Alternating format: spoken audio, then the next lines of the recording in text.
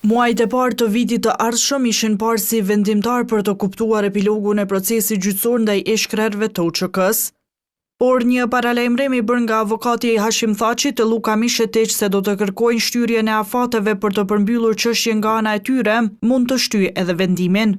Në një përgjigje për televizionin nga dhomat e specializuara kanë thënë se ende nuk kanë pranuar ndonjë shkresë nga ekipet mbrojtëse.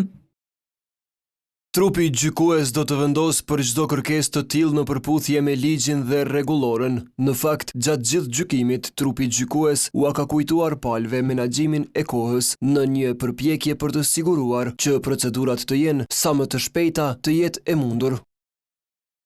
E monitoruesit e punës së speciales në Hag thonë se çdo kërkesë e tillë do të ndikojë në shtyrjen e vendimit përfundimtar.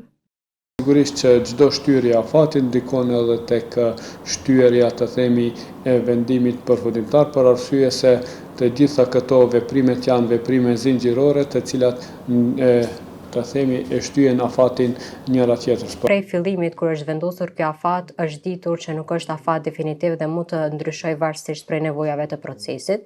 Me tashmë ka lindur nevoja, siç ka njoftuar mbrojtja, ata do dorëzojnë kërkesë dhe në rast që ka arsye bindse, atëherë do të aprovohet kjo kërkesë e mbrojtjes dhe rrjedhimisht afatet ndryshojnë, e ngjajshëm i bie që edhe dosja përfundimtare të dorëzohet në fillim të vitit të ardhshëm, gjë që kjo bën edhe shtyrjen e afatit përfundimtar për marrjen e vendimit në këtë rast.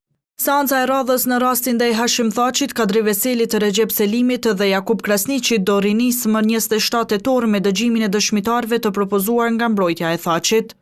Ish-krerët e UÇK-s janë në paraburgim në Hag nga viti 2020 nën akuzat për krime lufte e krime kundër njerëzimit, derisa gjykimi ndaj tyre ka nisur në prill të 2023-s.